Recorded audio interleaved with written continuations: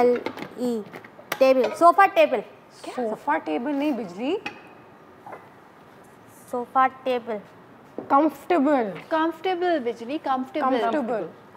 अच्छा comfortable. Comfortable नहीं, comfortable. Comfortable comfortable बाजी, मुंह टेढ़ा हो गया। मुंह खोले बगैर बोलो कंफर्टेबल। कंफर्टेबल। एक एक लफ्ज सीखने में मुश्किल होगी, तुम पूरे पूरे जुमले सीख लो। तो हम लोग जो यहाँ पे बोलते हैं थोड़े बहुत जुमले, मैंने भी ऐसे सीखी थी थोड़ी बहुत चाइनीज। भाई देख मुझे ना इंग्लिश सीखनी है बाजी, मैं चाहती हूँ कि मैं अंग्रेजी सीख के ना मैं भी आप लोग की तरह फर अंग्रेजी बोलूँ। आप लोग अब मैनेजर हो ना, कोई आता तो मेरी बड़ी इंसल्ट होती है। अब जैसे वो कोई आता तो मैं उसको देख रही खड़ी होती हूँ, मुझे तो फिर वो भाईजान मुझे कहते हैं कि ना बोल के ना enjoy your meal. That's very nice ना, देखो छोटी-छोटी चीजें तो तुम सीख गई हो। तो इंसल्ट किस बात की फील होती है कि तुम्हें अगर इंग्लिश नहीं आती तो तुम उर्दू में जवाब दो। बिल्कुल बिल्कुल, इसमें कौन सी बड़ी बात है कि भाई इंग्लिश नहीं आती, उर्दू हमारी ज़बान है। ये तो है कि उर्दू हमारी कौमी ज़बान है, लेकिन बाजी मैं चाहती हूँ कि तो थोड़ी अंग्रेजी भी आए ना, क्योंकि जब हमारे उठने बैठने का सलीका हो जाता है और एक तरीका आ जाता है तो हम लोग बहुत चीज़ें सीख जाते हैं। वैसे ये अच्छी चीज़ है बिजली के, ठीक है तुम उर्दू में बिल्कुल बात करो, लेकिन कोई भी ज़बान, चाहे अंग्रेजी हो कोई भी ज़बान हो, सीखने में बुराई नहीं है, बिल्कुल सीखें, पूरी ज़िंदगी सीखें। लेकिन नसीब खान ने बड़ी अच्छी बात की और वाकई में, लेकिन हमारे यहाँ आई थिंक हमारे माशरे में एक है कि अंग्रेजी अगर कोई बोलता हो तो उसकी बड़ी इज्जत होती है। भाई क्या अंग्रेजी बोलते हैं, वाह क्या अंग्रेजी। और जबकि प्राइवेट स्कूल्स में जो बच्चे जाते हैं वो तो इस बात पे फख्र करते हैं कि हाँ उर्दू नहीं आती, बेटी की उर्दू बहुत बुरी है। तो मुझे ये शर्मिंदगी होती है। बिल्कुल बिल्कुल, इस पे क्या रवैया अंदर से बदलने वाला है ना। तो अगर हम भी ऐसे दब जाएंगे कि नहीं यार, हाँ यार ये बंदा मुझे इंग्लिश में बात कर रहा है, मुझे समझ नहीं आ रही, और वो बंदा फिर और चौड़ होगा। और भाई उर्दू अच्छी बोलो यार, उर्दू बहुत खूबसूरत ज़बान है, बहुत खूबसूरत ज़बान है। लेकिन बाजी मैं एक बात बोलूँ, मेरा दिल बड़ा दुखता है। मैंने अपने बेटे को कहा मैं तेरे स्कूल आऊँगी ना, तो मेरे बच्चे ने कहा मम्मा आपने नहीं आना है क्योंकि आपको अंग्रेजी सही से आती नहीं है, उर्दू आप सही से बोलते नहीं हो, पंजाबी में आप बोलते तो मेरी इंसल्ट हो जाएगी। लेकिन बाजी एक चीज़ मुझे बड़ी पसंद है चाइनीज़ की ना, कि तुम्हारे यहाँ वो जो चाइना में जो चाइनीज लोग हैं ना वो चाइनीज ही बोलते हैं और वो इंग्लिश के बारे में ऐसे करते हैं। वो आपको ऐसे देखेंगे नीचे ये इंग्लिश बोल रहे हैं, पता नहीं यार क्या जुबान बोल रहे हैं, वो ऐसे बोलते हैं। बड़ा फख्र है उनको अपनी जुबान पे, अपने कल्चर पे। शेफ शायद जी मैंने फैसला किया मैं अंग्रेजी सीखूंगी ताकि मैं अपने बच्चे का ना सर सीखना चाहती हूँ, बिल्कुल सीखो, अच्छी बात है, इसमें कोई बुरी बात नहीं है। और अंग्रेजी पूरी दुनिया में बोली जाती है, तो कभी पाकिस्तान से बाहर कदम रखोगे तो फिर अंग्रेजी काम आती है, क्योंकि वो एक यूनिवर्सल लैंग्वेज है दुनिया की। डॉक्यूमेंट समझने में बहुत सारी चीज़ों में, लेकिन फिर भी उर्दू आ रही है उर्दू बोलो, और जो भी ज़बान सीखना चाहते हो बिल्कुल सीखो, बिल्कुल सीखो। हाँ ये एक एडेड क्वालिफिकेशन हो जाती है आपके लिए कि आपको ये ज़बान भी आती है, ये भी आती है। बिल्कुल। अच्छा वैसे बिजली, आज हमने सफाई ठीक से करना है। आज कैफ़े में बहुत ही एक छोटे से मेहमान आने वाले, लेकिन रोज़ा खुशाई है और इफ्तार पार्टी भी है हमारे यहाँ, तो कुछ लोग भी आएंगे, यहाँ पे सर्वर्स भी होंगे, तो सारी चीज़ें होंगी।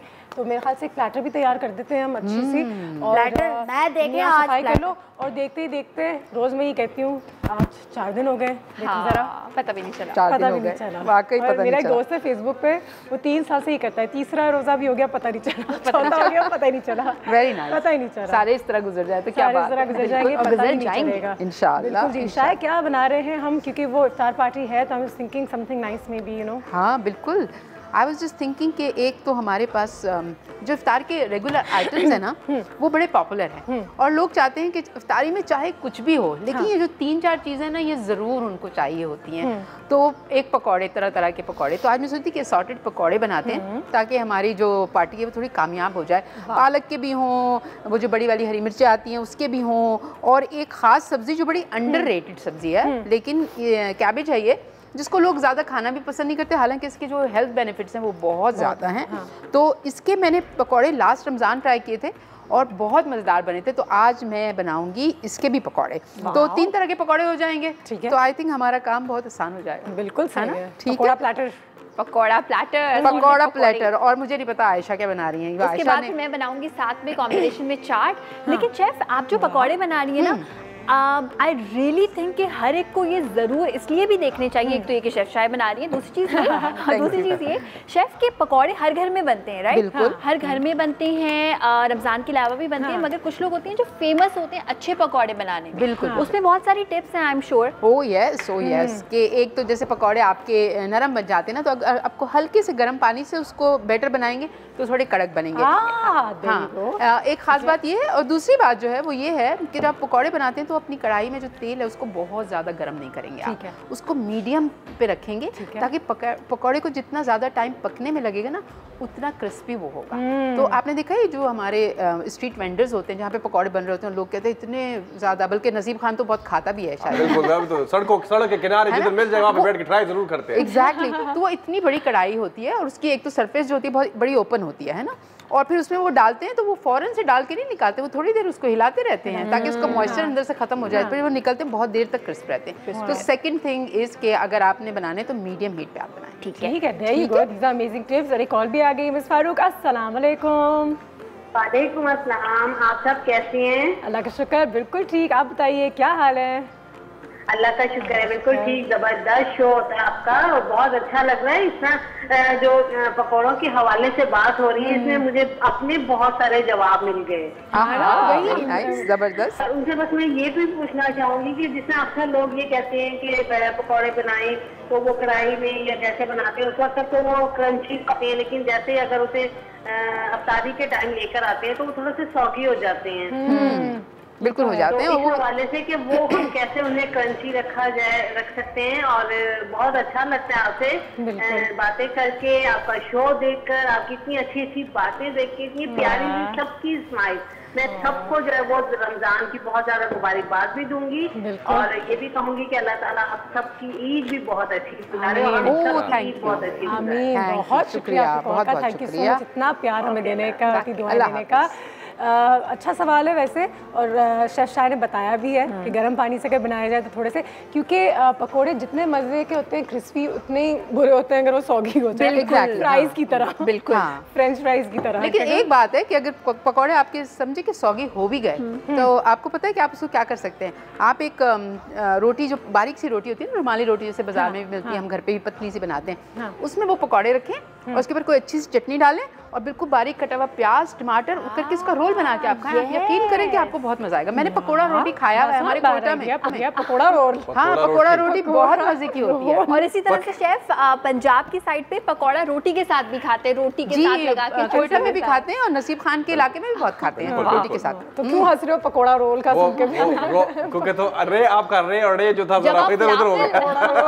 और फ्लाफल के साथ भी यही होता है। फ्लाफल भी आप यूजुअली जैसे जो है वो शवरमा में ऐड करके खा सकते हैं। मैंने अफगानिस्तान में कुछ ऐसा खाया था कि शवरमा था लेकिन उसके अंदर फ्राइज भी थी। फ्राइज भी होती है, फ्राइज भी सब्जी बिल्कुल होते हैं, बिल्कुल होते हैं। क्योंकि आजकल जो बर्गर्स वगैरह बन रहे हैं ना, उसके अंदर भी आप अनियन रिंग्स भी आप देखेंगे, उसकी एक लेयर होती है, उसके ऊपर फ्राइज की लेयर होती है। तो जितना वो फिर वो आई थिंक यंग लोगों के लिए बहुत अच्छा है। आई थिंक आयशा के लिए और अनुषा के लिए दोनों के लिए बहुत अच्छा है और नसीब खान के लिए नहीं, सबके लिए अच्छा है, बस कम खाएं, सबके लिए अच्छा है, कम कम। अच्छा, व्हाट अबाउट चिकन पकोड़ा? वो भी तो, अब हम तो मीट ईटर्स तो हैं हम। हाँ बिल्कुल बिल्कुल, डेफिनेटली मेहमान आ रहे हैं तो हम थोड़ा मीट भी ऐड कर सकते हैं पकोड़ों में। हाँ, जिस तरह हम लोग सब्जियों के पकौड़े बनाते हैं ना, बिल्कुल उसी तरह श्रिम्प्स या प्रॉन जिनको हम कहते हैं, वो छोटे छोटे फिश के पीसेस जिसमें बोन कांटा वगैरह ना हो, और चिकन, बल्कि आप चिकन के कीमे के कभी पकौड़े बना के देखिए, बड़े मजे के, बहुत मजे के बनते हैं।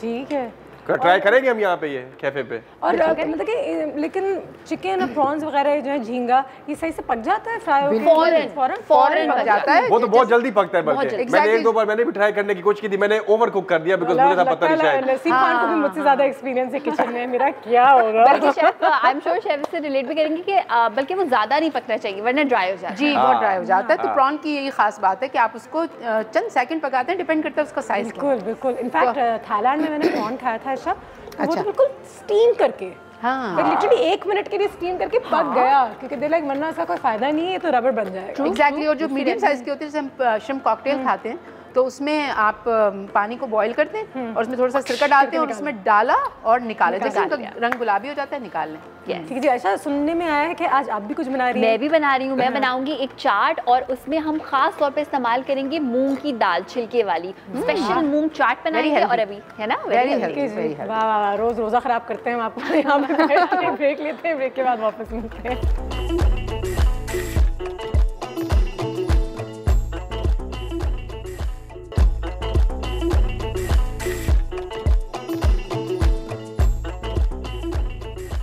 एंड वेलकम बैक एंड जैसा कि आप सब जानते हैं पकोड़ा प्लेटर जो है हमारा आज यहाँ पे तैयार हो रहा है और एक ज़बरदस्त सा आइडिया है कि अगर पकोड़े बच जाएं तो उनको रुमाली रोटी में डाल के कुछ प्याज और खीरा काट के उसका एक रोल भी बना लें तो वो भी हो सकता है। साथ ही साथ आयशा भी आज कुछ ना कुछ बनाएंगी, लेकिन पहले शेफ़ की रेसिपी को कंप्लीट करते हैं। जी बिल्कुल, और मुझे लगता है आयशा के अनुषा को ये आइडिया पसंद आ गया है पकोड़ा रोल का, है ना? एंड कुछ पता नहीं है हमारे सॉगी पकोड़ा को देख के सोचती थी कि अब इनका क्या होगा, अब इनका पता है क्या होगा, बस उसको आप पता है रोटी में डाल के खाएंगे एग्जैक्टली। लेकिन उसके साथ शर्त ये है कि उसके अंदर कुछ क्रिस्पी चीज होनी चाहिए। तो जो सलाद की बात मैं करी थी ना, बिल्कुल बारीक कटी हुई अच्छी सी फ्रेश सलाद हो और एक चटनी उसके साथ जरूर होनी चाहिए, तो आपको रोल का फिर मजा आएगा।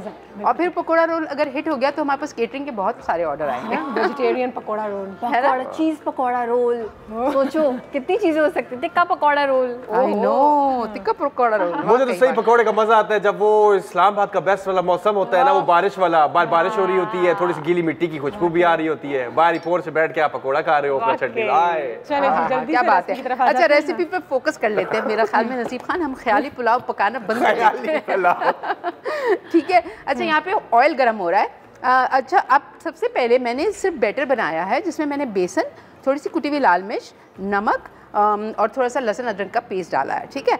और इसको हमने ज़रा गाढ़ा सा बनाना है इसको, ताकि आपके जो पालक के पत्ते हैं वो अच्छे से कोट हो जाएं। और ये जो हरी मिर्चें आप देख रहे हैं, मैंने हरी मिर्चों को, ये वाली जो होती हैं बिल्कुल फीकी होती हैं, इसके अंदर कोई स्पाइस नहीं होते हैं। मैंने इसके अंदर से इसके रिब्स जो थे, यानी कि इसके अंदर बीज जो और बीज के साथ सफ़ेद सा पार्ट होता है, वो निकाल दिया, बिल्कुल क्लीन कर दिया इसको। और इसके अंदर लेमन जूस और चाट मसाले को मिक्स करके उससे थोड़ा रब किया है ताकि अंदर से भी टेस्टी हो।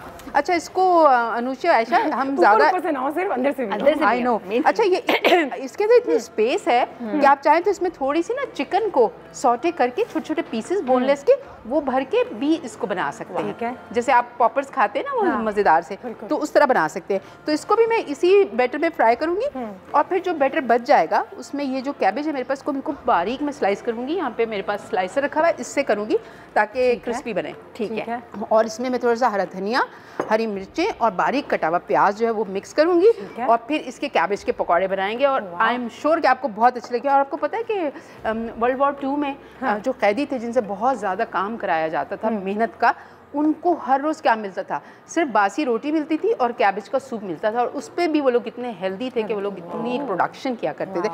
So that is probably one of the best vegetables that you can get from the market. और आपको सस्ता भी मिल जाता है। और सस्ता भी मिल जाता है। अच्छा, अब मुझे लग रहा है कि ये ऑयल जो है थोड़ा सा गर्म हो गया। मैं हल्का सा टेस्ट कर लेती हूँ, क्योंकि ऑयल जितना अच्छा गर्म होगा ना, ये पकौड़े की शक्ल उतनी अच्छी होगी। तो बस जैसे ये गर्म हो जाता है तो मैं इसको डाल देती हूँ। अच्छा, जब आप बाज़ार से ख़रीदते हैं पालक तो बड़ा मुरझाया हुआ बुरा सा होता है। आप ऐसा कीजिए कि उसको घर लाएं, उसको धो के और एक प्लास्टिक बैग में उसको रैप करके अगर फ्रिज में आप ओवरनाइट रख देंगे, चंद घंटे भी रख देंगे और ठंडा होगा तो एकदम से क्रिस्प हो जाता है। फिर आपके पकौड़े जो है ना वो बहुत अच्छे बनेंगे। ठीक है। तो दैट्स योर कुकिंग हैक्स जो होते हैं ना, उसमें ये आपके लिए टिप है। और तीसरी बात जो है, क्रिस्पी अगर आपने रखना है, ओवर क्राउडिंग आपने नहीं करनी है। हर बार आप 3-4 दाने, जितनी स्पेस है आपकी कढ़ाई में, अगर ज़्यादा है तो थोड़े से ज़्यादा पत्ते डालेंगे, अगर कम है तो फिर थोड़े कम पत्ते डाल के आप उनको बस जल्दी जल्दी फ्राई करेंगे और निकाल लेंगे। तो ये आप देख रहे हैं कितने अच्छे और हेल्दी भी हैं ये। और मुझे अभी शो से पहले पता चला कि अनुषा की फेवरेट पालक के पकौड़े, पालक के पकौड़े मुझे बहुत पसंद है। आपको अच्छे लगते हैं? हाँ, हेल्दी भी होते हैं वैसे। अच्छा, इस वाले पकौड़े से इसकी शक्ल मुझे बहुत अच्छी लगती है, लेकिन पालक को जो बारीक चॉप करके आप हरा धनिया, हरी मिर्च के साथ करते हैं, वो बहुत लजीज और हेल्दी होते हैं। बारिश भी हो जाए थोड़ी सी, देखो ना, तो बिल्कुल ही मजा आ जाए, फिर असल मजा है। और पालक, गोभी, ये सारी चीजें ऐसी हैं अनुषा, हमेशा सब्जी के ठेले पे मिल रही होती हैं, तो शायद हम अंडर एस्टिमेट करते हैं। ट्रस्ट मी, मैं और शेफ शाय अगर हमारा बस चले, हमें पालक वीक बनाए, हमें गोभी वीक बनाए, इतनी चीजें बनाए, बहुत चीजें बना सकते हैं। हमारे पास हमारी कॉलर भी आ गई हैं, आयशा मुल्तान से। अस्सलाम वालेकुम। अल्लाह का शुक्र, बिल्कुल ठीक। आप बताइए क्या हाल है आपके? मैं बिल्कुल ठीक हूँ और चौथा रोज़ा आपको बहुत बहुत मुबारक। और बस यही ख्वाहिश है कि सारों के बहुत अच्छा रोज़े गुजरे, बहुत अच्छा रमज़ान शरीफ गुजरे। और जो है आयशा और शाय को भी बहुत सलाम और बहुत प्यार। है पकौड़े बनाए जा रहे हैं। पकौड़े के बगैर तो मेरा ख्याल है कोई रोज़ा कंप्लीट होता ही नहीं। सही बात, जितना बिल्कुल। और जो है गोभी के पकौड़े, मैं फर्स्ट टाइम देख रही हूँ कि गोभी के पकौड़े बनाए जा रहे हैं। मैं पालक के बनाती हूँ और बैंगन के और प्याज वगैरह के मिक्स सब्जी के बनाती हूँ। अच्छा, तो मैं एक क्वेश्चन भी करना चाहूँगी, क्रिस्पी नहीं होते मेरे पकौड़े ना, क्रिस्पी, उसके लिए बताइए कोई अच्छी सी टिप। ठीक है जी। सबसे अनयूजुअल या यूनिक पकौड़ा आपने किस चीज़ का खाया होगा कभी भी ज़िंदगी में? मैंने एक मेरी बहन बनाती है, सब्जी के बनाती है मिक्स, उसमें चीज़ वगैरह डाल के वो इतने ज़बरदस्त बनते हैं।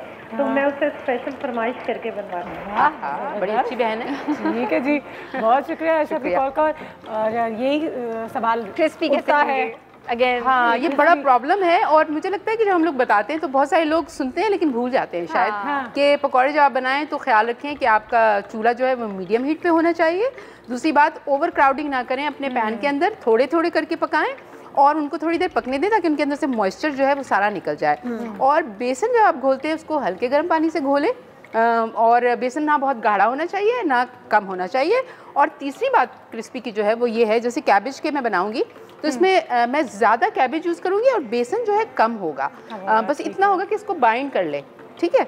और बेकिंग सोडा अगर आप डालते हैं ना तो फिर मसला हो जाता है। बेकिंग सोडा नहीं डालना चाहिए जब तक फ्राई इनको बिल्कुल फ्राई करिए। जब तक मैं एक और बात बता दूं कि डालडा कुकिंग ऑयल में हम इसको फ्राई कर रहे हैं और डालडा कुकिंग ऑयल आपका ऐसे ख्याल रखता है जैसे माँ अपने बच्चे का ख्याल रखती है। और इसीलिए हम कहते हैं जहाँ ममता वहाँ डालडा, ठीक है।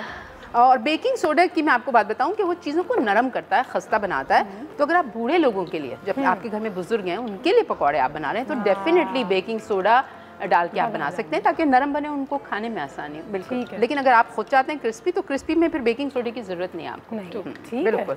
अच्छा, अब ये पकौड़े बिल्कुल रेडी हो गए और ये वाकई अगर मैं इस पर हाथ मारूंगी तो टक टक की आवाज़ आएगी, इतने क्रिस्पी हो जाएंगे। एंड आई होप कि ये रहे बहुत देर तक क्रिस्पी। अगर ये ना भी रहे तो कोई ऐसा मसला नहीं है क्योंकि मुझे आपको 2-3 चीज़ें दिखानी है तो मैं ज़रा जल्दी का काम करूँगी।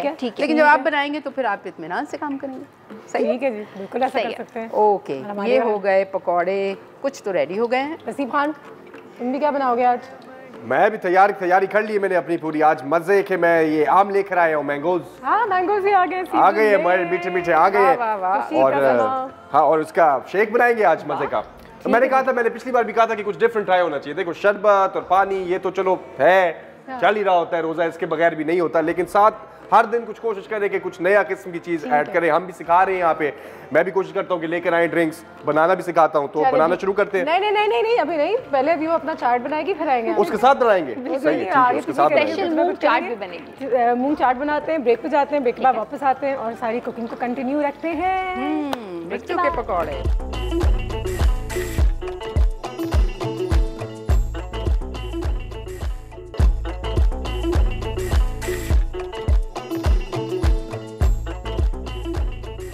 जी, वेलकम बैक। क्योंकि आज हमारे यहाँ इफ्तार पार्टी है तो किचन काफ़ी हमारा बिजी है, टाइम हमारे पास हमेशा कम ही होता है। तो आयशा को भी हमने किचन में भेज दिया है कि आयशा तुम अपना चाट भी साथ साथ बनाना शुरू कर दो। पकौड़े की रेसिपी तो आपको शेफ शाह ने थोड़ी बहुत बताई दी थी। अब आयशा की रेसिपी की तरफ जल्दी से चलते हैं। आयशा जितने जल्दी समझाओगे उतने जल्दी हम नसीब खान के पास भी जाएंगे और उसकी रेसिपी को भी देखेंगे। ओहो, सब कुछ करना है। मेरे आम बैठे बैठे ठंडे होते जा रहे हैं। चले, सही है, सॉगी भी होते जा रहे हैं। स्पेशल मूंग चाट हम बना रहे, कोई हंसी मजाक नहीं होगा, आप सिर्फ रेसिपी। स्पेशल मूंग चाट हम बना रहे हैं। ये मूंग चाट बेसिकली आजकल बड़ी इन हुई हुई है कि जो मूंग की दाल होती है ना वो छिलके के समेत आप उस पर इस्तेमाल करते हैं। हम छिलके के बगैर यूज़ कर रहे हैं, हमारे पास छिलके वाली हमें मिल नहीं पाई थी, दैट्स ओके। लेकिन आप छिलके वाली मूंग की दाल को पूरी रात भिगो दीजिएगा। उसको आपने उबालना है तकरीबन 40 मिनट के लिए, सॉफ्ट होनी चाहिए, ठीक है। अच्छा, अब हमने ये किया, आधा पाव दही लिया और आधा पाव दही में बहुत सारी, आई नो आपको बहुत सारी लग रही होगी लेकिन इसी से टेस्ट आएगा, बहुत सारी चीनी हम इसमें शामिल कर देंगे, ठीक है। ये लिटरली कोई 3 खाने के चमचे चीनी है जो मैंने शामिल की है। इससे क्या होगा, जब भी चाट आप खट्टी और मिर्चों वाली चटनियों के साथ खाती है ना तो एक बैलेंस ज़रूरी होता है। मीठी चटनी ज़रूरी है, अगर आप मीठी चटनी नहीं ऐड करेंगे तो बहुत ज़्यादा खट्टा हो जाएगा, मज़ा नहीं आएगा। प्लस मैंने इसमें 1 कप के बराबर पानी भी शामिल किया हुआ है क्योंकि मेरी बाकी सारी चटनियाँ गाढ़ी हैं। तो एक चटनी ज़्यादा पतली हो उससे ये भी होता है कि जब आप इसमें दही फुल्कियाँ ऐड करेंगे तो वो सोक करेंगी इस दही को। तो सबसे पहले हम क्या करेंगे कि हम एक लेयर लगाएंगे हमारी दही फुल्कियों की, ठीक है। ये आ गई एक लेयर। इसमें हम ऐड करेंगे थोड़ा सा प्रॉपरली मिक्स करके ये मीठा दही बिल्कुल पतला मीठा, ठीक है, वाओ वेरी ये नाइस। हम सारा ऐड कर देंगे। बड़ी कलरफुल डिश लग रही है मुझे आयशा की। और झटपट जल्दी वाली, इसलिए क्योंकि चटनियाँ अगर आपने बना के रखी, आप भी इतनी चटनियाँ सिखा रही होगी, आई एम श्योर वो बना के लोगों ने रखी हुई होंगी। अच्छा, अब क्योंकि ये स्पेशल मूंग चाट है तो इसमें मूंग की दाल का होना मस्ट है, ठीक है। ये हमने मूंग की दाल ऐड कर दी। अभी आपको लग रही होगी ये बोरिंग और हैवी, लेकिन अब आएगा इसमें मज़ा। मज़ा ये आएगा, काफी बोरिंग है। इमली की चटनी, वाह। ये इमली की चटनी, शेफ ये खट्टी मीठी चटनी है, वाह, वाह, वाह, ठीक क्या है। बात ये हम एक लेयर लगाएंगे, ठीक है। अच्छा। इसके अलावा हरी चटनी जो कि काफ़ी स्पाइसी होती है वो हम थोड़ी कम ऐड करेंगे, ये हमने ऐड कर दी। अब हम इसमें हरी चटनी थोड़ी थोड़ी कहीं कहीं, आई रियली वांट कि वो जो येलो एक दिख रहा है ना नीचे वो भी दिखता रहे, तो थोड़ी थोड़ी हरी चटनी ना, बहुत खूबसूरत लग रही है। Yes. Very nice. ये हम तो ऐड करेंगे। लाइव टेलीविजन पे रेसिपी खराब हो जाए या कुछ रॉन्ग हो जाए, होता है, ऊपर नीचे हो सकता है, बिल्कुल हो सकता है। अच्छा, इसमें ढेर सारे टमाटर हम ऐड करेंगे। बहुत इंपॉर्टेंट चीज, वो चाट ही क्या जिसमें चाट मसाला ना हो, है ही ये नहीं, भर ऐसी के चीज़ ही हम, नहीं है। वो चाट ही नहीं है बस। और पापड़ी, अच्छा, लेकिन एक पापड़ी भी आखिर में ऐड हो रही है ऊपर से ताकि वो सॉफ्ट ना हो। एक बहुत इंपॉर्टेंट चीज़, ये मैंने गार्डन में एक जगह है बड़ी फेमस चाट वाली, वहाँ जाके मैंने एक चीज़ मुझे पता चली अनुषा। अच्छा, शेफ जब वहाँ जाके हमने चाट खाई ना, उसने कहा इस प्लेट को आपने मिक्स करके नहीं खाना, जैसे जैसे ऐड किया वैसे ही खाना है। Okay. तो मिक्स करके फ्लेवर्स इतने कॉम्प्लिकेटेड हो जाते हैं कि आपको मज़ा नहीं आता। राइट, बिल्कुल सो सही। That is also a tip कि सारी चीज़ें अलग अलग ऐड करने का मकसद ये है कि उसको अलग अलग फील करके खाएं, ठीक अच्छा, है। मुझे लगता है कि जिसने आपको ये बात बताई होगी उसकी ट्रेनिंग फ्रांस में हुई होगी इस चाट बनाने की, बिकॉज ये फ्रांस का तरीका है कि डिफरेंट टेक्सचर को अलग अलग करके ही खाते हैं वो, ताकि मिक्स हो गया तो फिर मज़ा नहीं आता। मजा नहीं आता। Very very nice and very true, है ना? अच्छा, मूंग की दाल है तो मैं चाह रही हूँ बीच में ये जो मूंग की दाल है ये दिखती रहे। इसके अलावा हम इसमें पापड़ी ऐड कर देंगे, छोटी गोल वाली पापड़ी होती है वो भी बहुत मज़े की होती है, वो ऐड करें। और पापड़ी के ऊपर हमेशा ये मैं करती हूँ कि मैं इस पर चाट मसाला ज़रूर छिड़कती हूँ पापड़ी पे, हाँ हाँ, व्हाई नॉट। हाँ। और क्या हो रहा है ये ये हरा धनिया नसीब? ढेर सारा। कितनी हंसी क्यों आ रही है? आज तो यार पता नहीं यार, अभी जब भूख लगी हो, प्यास लगी तो मुझे गुदगुदी सी हो रही होती है। मुझे नसीब खान की टेबल में बहुत अच्छे से इंग्रेडिएंट नजर आए, मुझे और ये भी मुझे बेचैन करी जा रही है, बेचारे कह रहे हैं। रेसिपी की तरफ भी थोड़े बिल्कुल। थोड़ा सा चले ही जाते हैं। निगाहें बिल्कुल चले करम जाते हम डाल हैं। भुना देते हुआ हैं। जीरा मैंने ऐड किया है, मेरी रेसिपी तैयार। तैयार होगी रेसिपी, Yes. जबरदस्त। वाह, इतना नसीब खान 6 लेयर्स जी, बनाई हम लोगों ने, मैंगो मजे मजे की। हाँ भाई, ये बेचारे रो रहे हैं कि यार हमारा भी कुछ शेक बना दो। तो भाई मैंगो शेक हम तैयार करेंगे, बहुत सिंपल है। आप आम लेकर आओ, आम को काटो, स्लाइसेस करो उसके, ठीक है। चख लो पहले, आम जरा डिफरेंट वैरायटी के होते हैं, तो मीठे वाले जो है वो आप कोशिश करो लो। भाई हम अपनी जादू वाली मशीन देखो यार, बेचारे सौगी हो गए, देखा है? उनको मैंने रखा हुआ था, बेचारे अब नाराज होते जा रहे हैं। थोड़ा सा इसमें अब हम लोग 2 टेबलस्पून हनी के डालेंगे, ठीक है? ठीक है। थोड़ा सा पक्का स्टैम्प मार दे इसमें कि मीठा होगा ये, जबरदस्त। ठीक है। 2 कप योगर्ट के लिए हम लोगों ने वो भी डालेंगे इसमें, ठीक है। ठीक है। वाह जी वाह, ओए होए होए। और फिर हम लोगों ने 1 कप दूध का लिया है, वो भी डाल देंगे अपने ब्लेंडर के अंदर, और बर्फ डालेंगे। यार इन पता है इन आम को देख के ना मुझे पेशावर में याद आ गया, अपने वालिद साहब के साथ हम जब छोटे से थे, तो हमारा एक बड़ा वो होता था, सिग्नेचर होता था। मैंने और मेरे वालिद ने शर्टें ली हुई थी, दोनों की एक शर्टें थी, पूरी रमजान वो पहनते थे हम लोग। इफ्तार के बाद तकरीबन घंटा बैठते थे वो शर्टें पहन के, हमारी अम्मी लेकर आती थी ये आम कटे हुए, और फिर जो पागलों की तरह खाते थे हम लोग हर दिन। और वो शर्ट धोते भी हम हफ्ते बाद, देखा ऐसे पड़े दो, अभी हफ्ते की निशानी है कि कितना आम खाए हम लोगों ने। तो बड़े याद आ रहे हैं यार मुझे वो लोग सारे। इसीलिए शायर ने कहा है बहुत याद आएंगे वो दिन तुम्हें एक दिन। अभी आ रहे मुझे एक दिन कैसे, वो तो मुझे अभी याद आ रहे सारे दिन। बचपन के दिन पता नहीं इतनी जल्दी चले जाते हैं ना, खुदा की कसम। जो भी वक्त आप अपने माँ बाप के साथ गुजारते हैं, उसी वक्त अगर आपको एहसास हो कि ये कितना कीमती वक्त है, तो you know that's the only thing we can do really. बिल्कुल, है ना? और हर वक्त हर वक्त अच्छे वक्त का मतलब ये है कि वो इतनी जल्दी गुजर जाता है, पता नहीं चलता, और बाद में फिर रियलाइज होता है कि क्या वक्त था, क्या वक्त था। अच्छा आयशा जी, आयशा ये जरा टेस्ट कर ले कि ये क्रिस्पी है या नहीं, जरा व्यूअर्स को बता दें कि हाउ क्रिस्पी दे आर। अच्छा, इसको मैं एक बात बताऊं शेफ, ये शक्ल से पता चल रही है क्रिस्पी है, इसलिए क्योंकि आपने मैंने नोट किया था, आपने इसमें बेसन बस उतना ऐड किया जितना बाइंडिंग के लिए जरूरी है, राइट? ये मुझे लगता है बहुत जरूरी टिप है क्रिस्पी पकौड़ों के लिए। कम बेसन, देख के ही लग रहा है यहाँ से, है ना? और बिल्कुल मीडियम आंच पे पकाएं।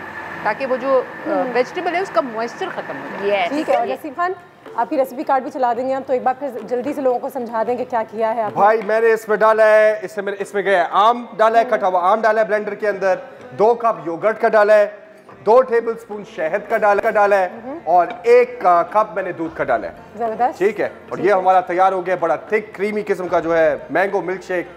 और ठंडा ठंडा ये जो है आप इसको बना के अभी फ्रिज में रख दें।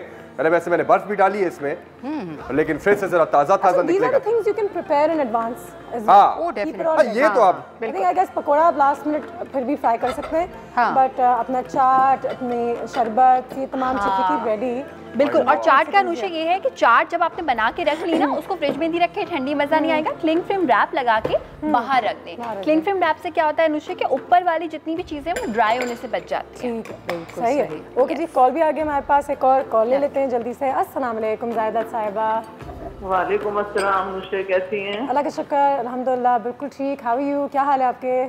अल्लाह का शुक्र, अल्लाह का करम है। और बड़ी जबरदस्त पकौड़े आयशा ने बनाए हैं और नसीब खान की तो ड्रिंक का जवाब नहीं। आज उन्होंने मैंगो शेक बनाया, शाह ने पकौड़े बनाए और आयशा ने बड़ी जबरदस्त है ना। जी जी सॉरी, मैं ना एक ये पूछ रहा था, मुझे दोनों हमारे एक्सपर्ट खड़ी हैं ना, ऑयल जो पकौड़ों का आप लोग तो बहुत ज्यादा लेते हैं, हम भी लेते हैं मगर इतना नहीं, मतलब पूरी कढ़ाई भर लें। मगर अगर हम ज्यादा ऑयल लें तो ये बच जाए, मतलब कितने दिन, 2 दिन 3 दिन चला सकते हैं हम? ज्यादा नहीं, बस इतना प्लीज बता दें मुझे। और नसीम खान से कहूंगी, आपने बहुत अच्छा मैंगो शेक बनाया, ये बताएं अब इतने अच्छा जायका तो नहीं आया, मैंगो तो मेरे आ गए हैं, ये बनाऊं या नहीं बनाऊं शेक, ये कि ना जायके में अभी पता नहीं चल रहा मुझे मैंगो का। इसका बनाए ना मैंगो शेक, आपका इसमें कलर भी निकलेगा और इसको इतना बनाए कि आप सुबह सहरी में भी पी सके, इफ्तार में भी पी सके। ये तो जितना बनाओ कम है। अच्छा, और ये है कि टाइम के साथ साथ जो आप कह रही है, मैं आपकी बात समझ गई, जब चौसा आता है और फिर वो ज्यादा मीठा वाला, अगर आपको वो पसंद है, एवरीबडी हैज अ चॉइस, तो फिर आप उसके लिए अभी से ये रेसिपी देख के लग रहे तब बनाएं। ये बड़ा अच्छा सवाल है कि ऑयल बेसिकली हमें क्या होता है कि कुकिंग शो में हमें कैमरे के साथ जब चीज़ें करनी पड़ती हैं तो हमें ऑयल जब मिलता है तो हम एक्स्ट्रावेगेंटली यूज़ करते हैं।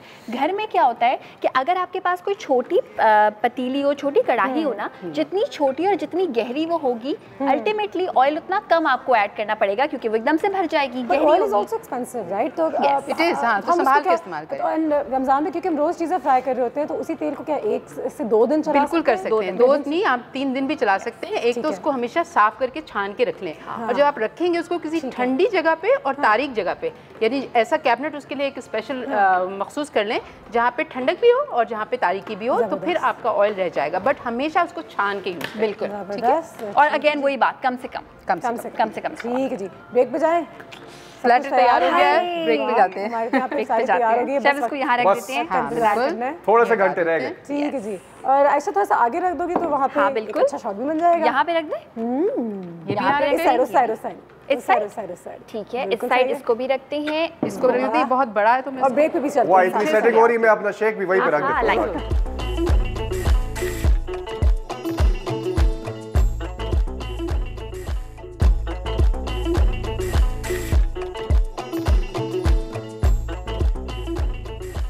Welcome back. 2-3 दिन से हम आपको एक पैकेज भी दिखा रहे हैं, इफ्तार ऑन द गो।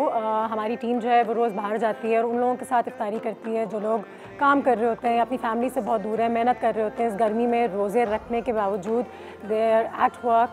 एंड मुझे लगता है ये बहुत एक अच्छा सा सेगमेंट है और थोड़ा सा एहसास जगाने के लिए हम सबके अंदर कि you know we are all blessed, और ऐसे बहुत लोग हैं जिनके साथ आप जाके इफ्तारी खोल भी सकते हैं या इफ्तारी बांट भी सकते हैं, जो अपने घर वालों से दूर है और एक बार फिर बहुत ज़्यादा मेहनत करते हैं।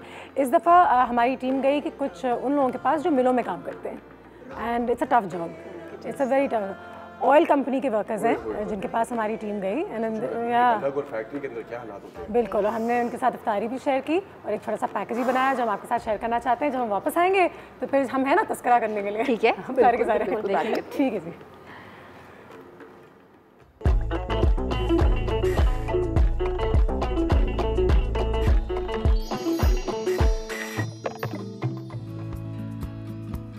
रोजे का मतलब हरगिज ये नहीं कि हाथ पांव बांधकर सारे कामों को छोड़ छाड़ के बस आराम किया जाए। रोजा कुर्बानी का दूसरा नाम है, इसलिए कामों से जी क्यों चुराया जाए, ये सबक हमें मिला इन मेहनत कशों से मिलकर। और ये बात तो तय है कि अगर काम की जगह पुरसकून माहौल ना हो तो इंसान का ज़हनी सुकून बर्बाद हो जाता है और काम करना भी मुश्किल हो जाता है। लेकिन ये भी हकीकत है कि अच्छा बुरा माहौल बनाने वाले भी हम खुद ही होते हैं और हारून मिल्स के वर्कर माहौल को काम के लिए साजगार बनाने में काफी मामून बख्श हैं।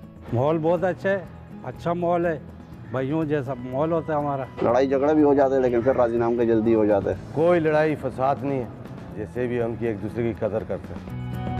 काम अगर मिल बांट कर लिया जाए तो कभी मुश्किल या ज्यादा नहीं लगता, इसलिए ये हजरात मिलकर काम ही नहीं करते बल्कि अफ्तार का एहतमाम भी मिलकर किया जाता है। अफ्तारी यहाँ होती है, बस हर चीज़ आ जाती है जो मौसम के लिहाज से होती है। रोजे की बरकतों को घर वालों के साथ बांटने का दिल किसका नहीं चाहता होगा, मगर मजबूरी भी किसी बला का नाम है। रोज़ा खोलते खोलते रोना जाते कि काश कि हम भी जाके अपने बच्चों में अफ्तारी करते। यहाँ पे भी हम लोगों का एक भाइयों जैसा हिसाब किताब है, भाइयों की तरह रोज़ा खोलते हैं हम। काम ज़रूरी है, काम होगा तो हम बच्चे भी खाएंगे, हम भी खाएंगे। अपनी रोजमर्रा की कहानी सुनाकर और डॉन न्यूज़ के साथ अफ्तार करके हारून मिल्स के वर्कर्स खुश दिखाई दिए।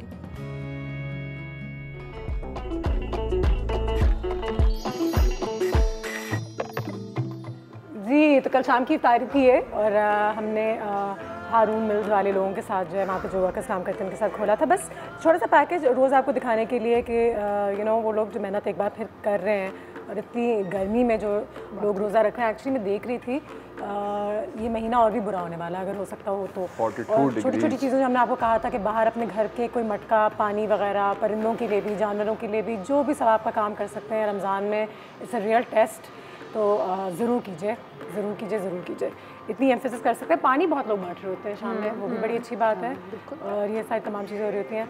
लेकिन हम कहते रहते हैं लेकिन कभी हम खुद ये काम करते हैं, हमें पता है कि हमें शाम में रोज़ा कहीं खोलने जाना चाहिए लेकिन हम खाते फैमिली के साथ। आई थिंक अनुषे ये कहना बड़ा आसान है, करना मुश्किल है जाके करना, लेकिन ये वहाँ से स्टार्ट होना चाहिए जहाँ से आपका इंटरेक्शन शुरू होता है। आपके घर में जो मेड्स हैं, कोई गार्ड है, कोई आपकी गली में कोई ऐसा इंसान है जिसको आप रोज़ देखते हैं, क्योंकि आप अगर उसको गौर से भी देखें और आपको नजर आए उसको पसीना आ रहा है, गर्मी लग रही है, आपका खुद दिल चाहेगा करने का। Start from the people you know. बिल्कुल सही, ये भी सही, चैरिटी बिगिंस एट होम जैसे। बिल्कुल बिल्कुल। और दूसरी बात ये कि जैसे हम लोग खाना जब खाते हैं, इफ्तार ज़्यादा बच जाता है तो वेस्ट का जो एक खाना बहुत वेस्ट को आप मैनेज अगर कर सकें कि उसको रखे बगैर दे दें ताकि दूसरे लोग भी उससे फ़ायदा उठा सकें, तो ये भी कल मैं एक रेस्टोरेंट गई थी खाने के लिए, तो वहाँ मैं ये देख रही थी कि बूफे है कितना ज़ाया भी होता होगा। लेकिन आई थिंक रेस्टोरेंट भी थोड़े से अब रिस्पॉन्सिबल हो गए हैं। रॉबिन हुड आर्मी है जिसके बारे में हमने बहुत बात की है कि जितना खाना बच जाता है वो आके उठा भी लेते हैं। लेकिन हमारे पास एक न्यूज़फीड है जिस पे हम एक जल्दी से नज़र डालते हैं। कुछ 7 टिप्स हैं जिस तरीके से उन तरीकों से आप प्रिवेंट कर सकते हैं वेस्टेज ऑफ फूड। ओके, आप खाना बचा सकते हैं एक्चुअली। ठीक है, देखते हैं। Let's see. सबसे पहले तो हाँ जमा ना करें ना, खाना देते रहे हम वो 3 4 5 से। ये तो मेरी नहीं, मैं मामा देख रही नहीं कि फ्रिज में भी अगर खाना चला गया, सालन की फ्रेशनेस एक दिन के बाद नहीं रहती फ्रिज में रहेगी। एग्जैक्टली, रमज़ान में तो कम से कम दे दें आप। बिल्कुल, हाँ बिल्कुल। हाँ ठीक है जी। हमेशा प्लान कर लें कि आपको क्या क्या चीज़ें चाहिए जो आपके रमज़ान में आपके लिए काम आएंगे। एक्चुअली हम जब शॉपिंग जाते हैं तो this is a known fact कि वो उन चीज़ों को इस तरीके से सजाते भी हैं कि हम अननेसेसरीली वो चीज़ें भी उठा लेते हैं जो हम नहीं इस्तेमाल कर सकते। तो जब इस्तेमाल करना हो तब जाके ज़रूर ले लीजिए, वरना ये मैं बनाऊंगी की हालात में तो जाके शॉपिंग कर ही नहीं चाहिए ना। पहले मेन्यू प्लान करें, मेन्यू प्लान कर लें। How about that, plan a menu, कितने लोगों के लिए रोज़ कितना कुछ बनना है कि कम से कम ज़ाया हो, और अगर बच भी गया हो तो फिर शेयरिंग इज केयरिंग। और वीकली मेन्यू प्लान कर लें तो इससे ज़िंदगी बहुत आसान हो जाएगी। आसान, बिल्कुल। फैक्टर इन द पार्टीज और गैदरिंग्स यू अटेंड। फैक्टर यानी कि पहले से हिसाब लगा लो कि अभी आपने आज का दिन जो है कहीं और इफ्तार करनी, तो आज के दिन का अपनी मेन्यू पे नहीं लिखा। थोड़ा सा बिल्कुल कि पता तो करें और थोड़ा सा स्ट्रैटेजी इस्तेमाल करें। इतने दोस्त ही नहीं मेरे तो मुझे बुलाए। और चीज़ की मैं जब किसी की घर पे लाइक अफ्तार पार्टी या कहीं भी जाती हूँ, मैं ऑब्जर्व बड़ा कर रही हूँ तो किचन से कितनी चीज़ें निकल रही हैं। शेफ अक्सर ये होता है प्लेटर बहुत बड़ा है, 4-5 चीज़ें उन्होंने रखी, जैसे खत्म हुई और लाइन, तो उससे क्या हो रहा होता है कि बहुत सारी चीज़ें सर्व ना करें, ज़ाया ज़्यादा होंगी, कम चीज़ें सर्व करें। ठीक है जी। और लेफ्ट ओवर्स को इंकॉर्पोरेट कर लें। ये तो बहुत आराम से हो सकता है। जो इफ्तारी में खा रहे हैं वो सहरी में खा रहे हैं, सहरी में खाएं, लेफ्ट ओवर से कुछ चीज़ें बना लें। रोज़ जैसे अभी हम बात कर रहे थे कि रोज़ बना लें, उसके कोई सैंडविचेस बना लें लेफ्ट ओवर से। So you must not wait in. और ये हम नेक्स्ट वीक आपको करके दिखा रहे हैं। ठीक है जी। मैं तो बाजी ये करती हूँ कि compost all the food scraps you can. अच्छा, ये ठीक है, ये भी सही है। अगर आपका कोई बगीचा वगैरह है उसके अंदर खाद के तौर पे इस्तेमाल, क्योंकि फिर वो जमीन का मिट्टी का हिस्सा बन जाएगा, उसको और फर्टाइल करेगा और आपके पौधे और अच्छे हो जाएंगे उससे, तो उनको एक नेचुरल फूड मिल जाएगा। या फिर अगर आपके पास तोता है तो तोते को मैं तो हमेशा ये कहती हूँ, क्योंकि मेरे घर में तो इट्स अ नोन फैक्ट कि हमने बाहर 10 बिल्लियाँ और 10 कुत्ते पाले हुए हैं, यू नो, उनको खिलाते पिलाते भी रहते हैं, सबको कुछ करते रहते हैं। ठीक है जी, एक ब्रेक लेते हैं, ब्रेक के बाद वापस आते हैं। हमारे पास एक मेहमान भी आने वाले हैं, तो उनसे भी बात करेंगे कि वो क्या काम कर रहे हैं, कब से कर रहे हैं और हम कैसे कंट्रीब्यूट कर सकते हैं उनके काम में ब्रेक के बाद।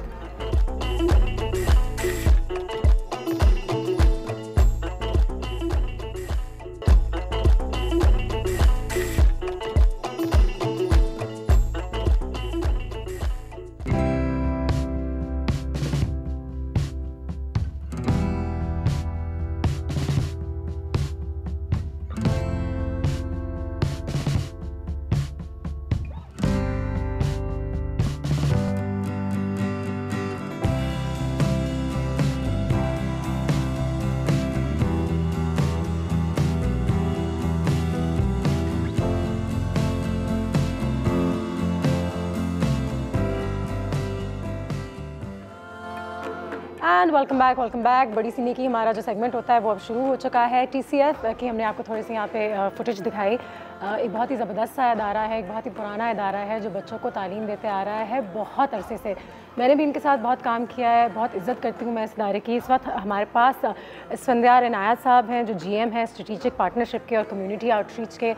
डोनर्स जो लोग डोनेट करते हैं उन तक पहुँचने की कोशिश करते हैं कि जितना हो सके आप और मैं डोनेट करें और इनकी मदद करें कि ये अपने स्कूल जो है पूरे पाकिस्तान में फैलाते रहें और बच्चों को तालीम देते रहें।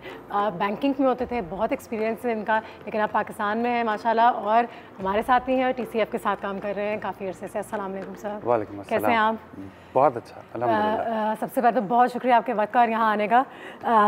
आपका शुक्रिया, आप लोगों ने हमें नहीं बिल्कुल, मैं वाकई में TCF की दिल से बहुत ज़्यादा इज्जत करती हूँ क्योंकि हमने इस इदारे को इतने अरसे से देखा है। And very respectable people. आप हमेशा किसी इदारे को देखते हैं तो आप उन लोगों को ज़रूर देखते हैं जो वो इदारा चला रहे होते हैं और समहाउ द सिटीजन्स फाउंडेशन को जब आप देखते हैं तो आपको लगता है ये भी अच्छे, ये भी अच्छे। ईमानदारी पता नहीं दिल से लगती है कोई एक बात, और ऐसा ही है। When did TCF start it's first school, बताइएगा। जी, मैं इंसेप्शन जो है वो 1996 में हुआ था TCF का 5 स्कूलों के साथ, लेकिन वो विजन ये था कि हम 1000 स्कूल अगले 20 साल में बनाएंगे और वो 5 स्कूल और 800 बच्चे थे। आज अल्हम्दुलिल्लाह 1482 स्कूल यूनिट्स हैं पूरे पाकिस्तान में और 2,20,000 बच्चे जो हैं वो तालीम हासिल कर सकते हैं। ये पूरे पाकिस्तान से, अगर आप एक्सट्रीम साउथ में चले जाएं तो केटी बंदर से लेके नॉर्थ में बटल बटग्राम, वेस्ट में गवादर एंड ईस्ट में वाघा बॉर्डर। बिल्कुल, मुझे याद है जब आप लोगों ने हमें बताया था या मैंने कोई शो होस्ट किया था जिसमें बलूचिस्तान में स्कूल्स खुलने जा रहे थे, क्योंकि वो प्रोविंस को हम हमेशा थोड़ा सा एक तो निगलेक्ट भी करते हैं और वहाँ पे समझ में नहीं आता कि वो क्या रहा है। लेकिन TCF के स्कूल बलूचिस्तान में भी हैं। जी, हमारे 4 सूबों में हैं हमारे, इंक्लूडिंग आज़ाद कश्मीर। जी बिल्कुल जी। स्क्रीन्स पे हमारी जो है वो TCF की फुटेज भी चल रही है कि आप लोगों को एक अंदाज़ा हो और उनके कैंपस देखें, अगर क्लासरूम्स देखें। जो मैंने उनके स्टूडेंट से मुलाकात की थी तो बाकी में जैसे हम कहते हैं ना कि एक अच्छी एजुकेशन, सिर्फ ये नहीं कि हमने एक इदारा खोला हुआ है और बच्चों को तालीम दे रहे हैं, लेकिन क्वालिटी एजुकेशन कितनी ज़रूरी है। जी, मैं एजुकेशन का थोड़ा सा अगर मॉडल का भी थोड़ा सा आपको बताऊँ उसमें कि मॉडल बेसिकली जो है हमारा ये कि ये गरीब बच्चे का गरीब स्कूल नहीं। TCF के तमाम जो स्कूल TCF ने बनाए वो तमाम के तमाम पर्पस बिल्ड स्कूल्स हैं, तो उसमें आपको लाइब्रेरी भी मिलेगी, उसमें प्लेग्राउंड भी मिलेगा, उसमें कंप्यूटर लैब भी होगी, उसमें फिजिक्स ये नहीं लगे कि बस एक छतरी और उसके नीचे बैठे हुए आप पढ़ रहे हैं, एक स्कूल है। तो ये तो क्वालिटी के हवाले से। दूसरा ये कि ये स्कूल्स हमने कम्युनिटी के कल्ब में बनाए हैं, हार्ट ऑफ द कम्युनिटी, क्योंकि रिसर्च कहती है तकरीबन 20 से 25% इनरोलमेंट गिर जाती है अगर स्कूल 1 किलोमीटर दूर होता है और लड़कियों की उससे भी ज़्यादा गिर जाती है। तो हमने स्कूल्स वॉकिंग डिस्टेंस से बनाए ताकि बच्चे पैदल आ सके, पैदल कर जा सके। तीसरा ये कि सेफ एंड सिक्योर्ड एनवायरनमेंट है, रनिंग वॉशरूम्स हैं। वॉशरूम्स अगर रनिंग नहीं होते, जो कि गवर्नमेंट में स्कूल्स में अक्सरों में हम देखते हैं, तो उसमें लड़कियों की इनरोलमेंट ऑलमोस्ट 0 हो जाती है अगर वॉशरूम्स नहीं होते। तीसरी चीज़ ये कि कोई भी बच्चा इस वजह से वापस नहीं किया जाएगा कि वो पैसे नहीं दे सकते। 2 के फीस चार्ज की जाती है, उसमें हम 20 से 300 साढ़े 300 रुपये चार्ज करते हैं, लेकिन वो 20 रुपये इस वजह से होते हैं ताकि एक इज्जत नफ्स मजरूह ना हो। दूसरा ये है कि कमिटमेंट जो है वो बच्चों में और पेरेंट्स में आती है कि हम पैसा दे के जो कर रहे हैं तो हमें जाना भी चाहिए। और हम गवर्नमेंट के बाद we are the largest female employers in Pakistan. हमारा जो है तकरीबन 13 से 14 हज़ार फीमेल टीचर्स, 12,000 से ज़्यादा फैकल्टी। ये मैं पूछने वाली थी कि faculty, how do you pick the faculty या टीचर्स, कैसे आप कहते हैं कि ठीक है ये होंगे हमारे टीचर्स, उनकी क्वालिफिकेशन क्या होती है, उनकी तनख्वाह कहाँ से आती है, तमाम चीज़ें? ये जो तमाम डोनेशन है, ये तो हमारा पैसा जो है डोनेशन के थ्रू आता है। तकरीबन कॉस्ट हमारी 1400 रुपये है। 150 रुपये हमें बच्चों से फ़ीस के मद में मिलता है, 1250 जो है वो डोनेशंस के थ्रू होता है। टीचर्स के लिए ये कि कोशिश ये होती है कि जो उस कम्युनिटी से मिल जाएं तो बहुत अच्छा है। बाज़ कम्युनिटीज़ होती हैं जहाँ पे बिल्कुल भी नहीं होते लोग, क्योंकि एजुकेशन ही नहीं है उन कम्युनिटीज़ में, तो वहाँ पर हम डोर टू डोर जो है वो टीचर्स को ट्रांसपोर्टेशन प्रोवाइड करते हैं। तो घर से गाड़ी पिक करती है TCF की और वापस जो है वो घर पे ड्रॉप करती है उनको स्कूल से। बिल्कुल सही। और फिर स्कूल्स में आप जो क्वालिटी एजुकेशन है वो किस तरह से मेंटेन? जी, उसके लिए हमारा प्रॉपर, अगर आप किसी भी जैसे किसी कॉर्पोरेट ऑर्गेनाइजेशन में अगर आप जाएं, जैसे सिस्टम्स, प्रोसेसेस वगैरह, ऑपरेशंस हैं उसके, बिल्कुल वैसे ही सिस्टम यहाँ पे बने हुए हैं। हमारा क्वालिटी एश्योरेंस डिपार्टमेंट एक है जो इंश्योर करता है कि जो भी ट्रेनिंग्स और जो भी बुक्स वगैरह प्रोवाइड की गई हैं, जो भी SOPs दिए गए हैं उन्हीं को फॉलो किया जा रहा है। फिर हमारे एरिया टीम्स होती हैं जो कि मॉनिटरिंग और सपोर्ट प्रोवाइड करती हैं। तो हर 20-25 स्कूल के ऊपर एक एरिया टीम है और हर एरिया टीम के ऊपर एक रीजनल ऑफिस है, और रीजनल ऑफिस के ऊपर जो है वो हेड ऑफिस है जो उसे देख रहा होता है। बिल्कुल सही। उसके अलावा हमने अपनी किताबें खुद डेवलप की पाकिस्तान कॉन्टेक्स्ट में। अच्छा, उसकी वजह ये है कि मैं थोड़ा सा करिकुलम और सिलेबस का डिफरेंस बताऊँ कि करिकुलम बेसिकली होता है कि गोल्स आपने आइडेंटिफाई कर दिए। तो पाकिस्तान का जो करिकुलम है वो अच्छी क्वालिटी का है, रीजनेबल। तो अगर आपने गोल कर दिया है कि जी ग्रेड 3 के बच्चे को जो है वो 10 का पहाड़ा आना चाहिए, तो ये करिकुलम ने गोल डिफाइन कर दिया। या 5वीं के बच्चे को चट्टान के बारे में पता होना आप कह रहे हैं ठीक ठाक है पाकिस्तान में। करिकुलम है रीजनेबल, ठीक है। सिलेबस जो है वो टूल्स हैं जिसके थ्रू आप वो गोल्स अचीव करते हैं। वहाँ चैलेंज है हमारे उसमें, स्पेशली कि जो अच्छी किताबें हैं वो बहुत महंगी हैं और बाज़ अच्छी किताबें जो पाकिस्तान कॉन्टेक्स्ट में नहीं है। तो जैसे पीटर एंड जेन सीरीज़ है, अब वो आप पीटर एंड जेन उनको दे दें, आप केटी बंदर में बैठा हुआ बच्चा है, उसे आप कहें कि जी वो पीटर जेन जो है वो हवाई जहाज़ में बैठे बकिंगम पैलेस गए, क्वीन से मिले। अब मानसेरा में बैठा बच्चा कौन कौन बकिंगम, नो आइडिया, कुछ आइडिया नहीं। तो हमारे बच्चे जो हैं वो अम्मी अब्बा के साथ बैठा, ट्रेन में बैठा, ट्रेन में जो है वो दादी दादा के पास गांव गए, गांव में अंडे, दूध, भैंस, बकरी। अच्छा, इसको सिंपलीफाई कर दिया उनकी अंडरस्टैंडिंग, उनके कॉन्टेक्स्ट में थोड़ा आइडेंटिफाई कर रिलेट कर पाए, उसके साथ रिलेट कर सके। जैसे आप लोग खाने का अक्सर चीज़ें करते हैं कि बाद एवोकाडो वगैरह के, तो आपको फ़ोन आते होंगे कि जी एवोकाडो क्या चीज़ है ये। तो जब आप पाकिस्तान कॉन्टेक्स्ट में चीज़ें समझा रहे होते हैं तो लोग लोकल हमेशा थोड़ा सा मज़ेदार होना चाहिए। This is something we suffered from also कि कभी-कभी आप रिलेट नहीं कर पाते। तो आपको मज़ा पढ़ने में तभी आएगा जब आप समझ में आएगा और उसके साथ साथ कुछ एक्स्ट्रा करिकुलर एक्टिविटीज जी, को करिकुलर एक्टिविटीज पे बहुत ज़्यादा हमारा फोकस है, बल्कि इसीलिए हम इसे एक्स्ट्रा करिकुलर नहीं कहते, को करिकुलर कहते हैं। It is part of the curriculum, very sensible word. चलिए एक्स्ट्रा जब हम स्कूल में थे तो एक्स्ट्रा करिकुलर ही था, ठीक है। उसकी वजह ये कि ये भी कम अहमियत नहीं है इसकी, उसकी इक्वल अहमियत है उसकी।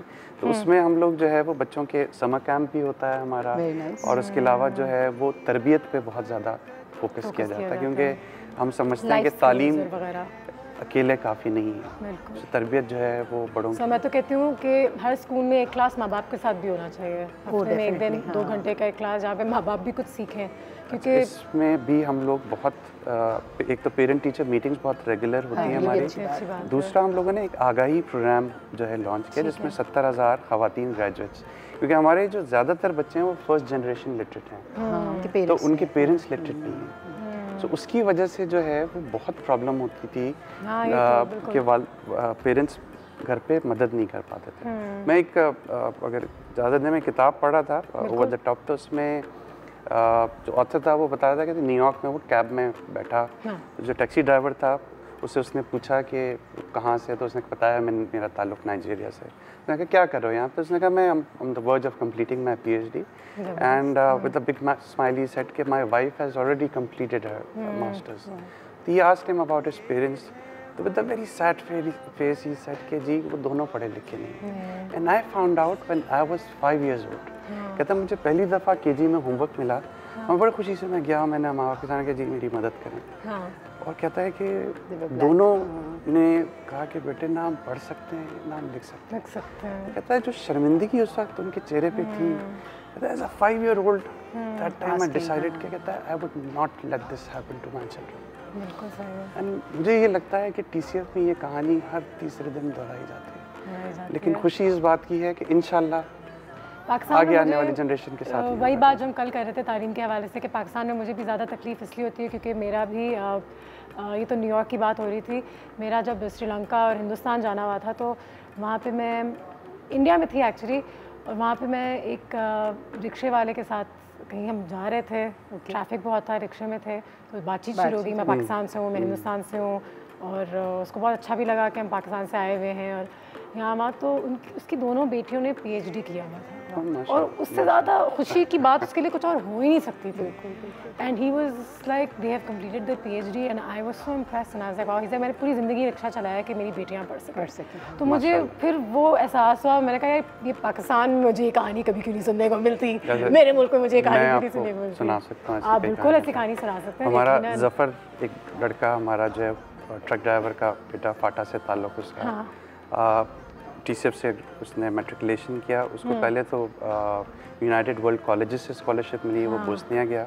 अभी वो लुइस एंड क्लार्क ओरेगन में जो है वो अपना जो है वो बैचलर्स पॉलिटिकल साइंस में कर रहा है। और वो ये कहता है कि मैं पॉलिटिकल साइंस में इसलिए कर रहा हूँ क्योंकि मैं पाकिस्तान के पॉलिटिकल लैंडस्केप पे एक पॉजिटिव इम्पैक्ट डालूँ। हम एक ब्रेक लेंगे, स्फंदयार साहब हमारे पास यहाँ पे मौजूद हैं, वापस आएंगे, उनसे और कहानियाँ सुनेंगे, देखेंगे कि TCF क्या कुछ कर रहा है और आप और मैं क्या कर सकते हैं उनकी मदद करने के लिए।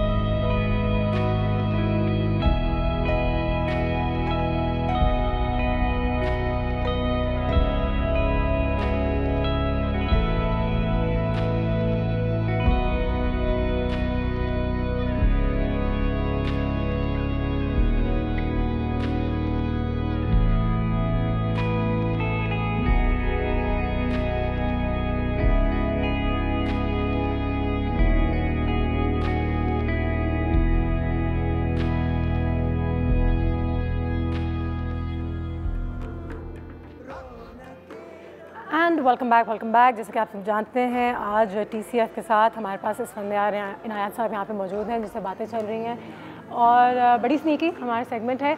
आप और मैं हमेशा सोचते हैं कि कुछ ना कुछ ज़रूर करें, कंट्रीब्यूट ज़रूर करें, तो ये एक बहुत ही ज़बरदस्त इदारा है जिसमें हम वॉलंटियर भी कर सकते हैं। वॉलंटियर कर सकते हैं वैसे? जी बिल्कुल वॉलंटियर कर सकते हैं। और वॉलंटियर का ये है कि हमारे 2-3 अच्छे बड़े वॉलंटियर प्रोग्राम्स हैं। एक तो समर कैंप जो अभी हो रहा है, चल रहा है, उसमें वॉलंटियर जो है वो कर सकते हैं। उसमें A-level और BBA MBA के स्टूडेंट्स या मैट्रिक इंटर के बच्चे जो हैं वो कर सकते हैं, हिस्सा ले सकते हैं। दूसरा हमारा रहबर एक प्रोग्राम है मेंटरशिप का, ठीक है। उसमें जो है वो 7 सैटरडेज जो हैं और आप उसके लिए परफेक्ट कैंडिडेट्स हैं, क्योंकि उसमें लड़कियों के साथ लड़कों के साथ सेपरेटली जो है वो एज अ बाजी जो है आप जो है वो जाते हैं वहाँ पे और उनको जो है वो रियल लाइफ जो चैलेंजेस रियल वर्ल्ड चैलेंजेस उसके बारे में बात होती है। और इसका क्रक्स अगर मैं बताऊँ तो है वो सोच से तकदीर का मॉडल, कि जो भी आप सोचते हैं वो इवेंचुअली जो है वो हरकत में आता है। वो हरकत जब बार बार होती है तो वो आपकी आदत बन जाती है और वो आपकी जो आदत है over a period of time आपका किरदार डिफाइन करती है और आपका जो किरदार है वो आपकी तकदीर बनाता है। तो be careful what you think because you might just get it. So positive thinking, तो ये जो लॉ ऑफ अट्रैक्शन जो कहते हैं कि आप अच्छा सोचते हैं तो अच्छी चीज़ें आती हैं आपके पास। तो बोलते हैं कि सिर्फ सोच ही तो है यार, तो क्या वो सोचा ही तो है, तो ऐसा नहीं है। आप अगर मुस्बत सोचेंगे तो मुस्बत तकदीर चांसेस बहुत ज़्यादा बढ़ जाते हैं आपके। ठीक है, तो वो क्रक्स का। और डोनेशन का क्या तरीकाकार है? डोनेशन में एक तो हमारा बागबान एक प्रोग्राम है, बागबान जैसे एक गार्डनर जैसे कि एक सींचता है पौधे को, और वो वही जैसे मैंने बात की आपसे कि एक दिन में जो है पौधा नहीं निकल आता है। मैं एक वो चाइनीज़ बैम्बू सीड की एक बड़ी अच्छा इससे रिलेट करती है चीज़ TCF से। मैं समझता हूँ कि जब चाइनीज़ बैम्बू सीड जो है वो पहली दफ़ा लगाई जाती है और उसमें जब पानी दिया जाता है और उसको वाटर नर्चर किया जाता है तो पहले साल उसमें कोई ग्रोथ नहीं होती। दूसरे साल आप फिर वाटर नर्चर करते हैं, नो ग्रोथ।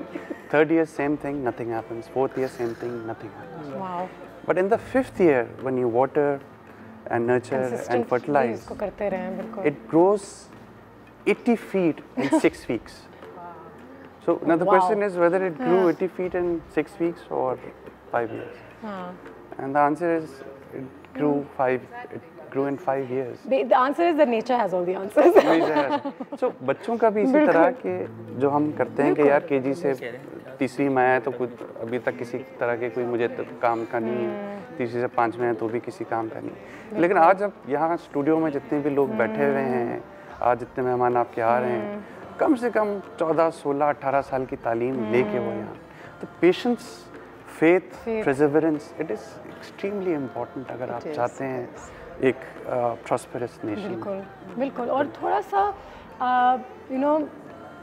आगे का सोचना या आने वाले जनरेशन्स का सोचना, जो हमारे यहाँ वो भी सोच थोड़ी सी कम है कि हम अपना सोचते हैं और शायद आने वाले, या क्योंकि जब भी मैं बाहर के लीडर्स की कोई स्पीचेस सुनती हूँ या जैसे आपने चाइना की तो हर एक प्लांट की बात की, लेकिन उनके बारे में मैं सोचती हूँ तो वो 100 साल आगे ही सोच रहे हैं, इसीलिए तो उनकी गाड़ी चलते रहती प्लानिंग होती है। वो अभी नहीं सोचते कि परसों ही होने वाला है। हमारे फाउंडिंग डायरेक्टर भी जो हैं प्रतीत साहब, वो अक्सर यही कहते हैं कि ये 5-10 साल की बात नहीं है, 50-100 साल आगे का है। तो मैं अगर आपसे ये सवाल कर लूँ कि 50 साल या 10 साल 15 साल में TCF के क्या गोल्स हैं, तो फिर आप लोगों ने तो सोच लिया होगा। जी बिल्कुल सोच लिया है। हम जो है अभी 2.25 लाख बच्चे हैं और हम अगले 2030 विजन जो हमारा है वो ये कि हम 20 लाख बच्चों तक जाना चाहते हैं, 20 लाख लर्नर्स जो हैं वो डेवलप करना चाहते हैं, और not necessary through exactly the same model, लेकिन ये है कि 20 लाख ज़िंदगियाँ अगर इम्पैक्ट होंगी और हर ज़िंदगी में अगर 5, 7, 8 लोग हैं तो आप उसको खुद ही अंदाज़ा कर सकते हैं कि हम जो है वो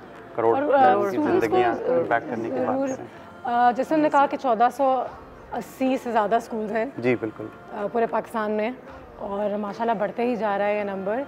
और साथ ही साथ उन्होंने कहा जैसे कि लड़कियां लड़के सब मिलके तालीम जो है वो हासिल करते हैं। और कुछ स्टूडेंट्स से मेरी भी मुलाकात हुई थी, जो 1-2 शोज़ मैंने आपके लिए होस्ट किए थे एक ज़माने में, और वाकई में जो डिफरेंस जो हम ढूंढ रहे होते हैं कि अगर मैं कहीं अपने पैसे दे रहा हूँ तो वाकई में उसको वो एजुकेशन मिल रही है जो उसका हक है, और वो TCF में मुझे ज़रूर नज़र आया था। तो ये बात भी एक बहुत ज़बरदस्ती बात थी। साथ ही साथ रमज़ान में कोई स्पेसिफिक प्रोग्राम्स होते हैं, या जैसे आप कह रहे हैं कि समर कैंप अभी ऑन है, या कोई स्किल एक्वायर करना हो, कोई लोगों की उम्र वाकई में निकल जाती है, you know like for me to go back to school is perhaps difficult, but for me to learn something in media is easier now. जी एक सेकंड चांस एजुकेशन जो कहते हैं, जो आपके 10 से 18-20 साल का जो कोहर्ट है, क्योंकि उस 10 साल के बच्चे को कोई स्कूल में दाखिला नहीं देगा, तो उसके लिए प्रोग्राम जो हम लोग डिज़ाइन कर रहे हैं, अभी डिज़ाइनिंग फेज में है। और ये एक बहुत बड़ी पॉपुलेशन है पाकिस्तान के अंदर, उम्र ही निकल जाती है, तो उसमें skill development, basic numeracy, literacy का जो है उसके ऊपर काम हो रहा है। ख़वातीन का तो मैंने जिक्र किया है कि अडल्ट लिटरेसी कर ही रहे हैं हम, 70,000 ग्रेजुएट्स ऑलरेडी उससे निकल चुके हैं।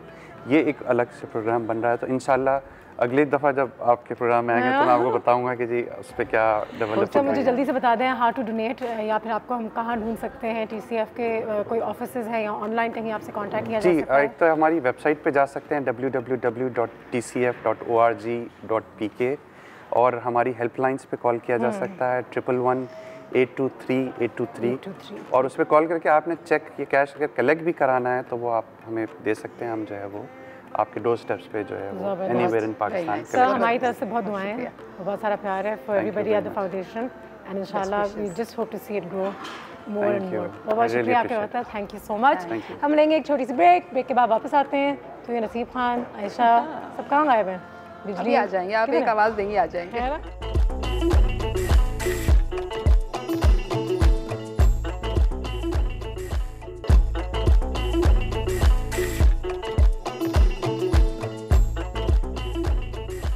अस्सलामुअलैकुम, ब्रेक से वापस आए आप लोग, और ये आपका हमारा दोस्त जुग्गू आया हुआ है, और नस्सू हमारा सेगमेंट है क्या सीन है।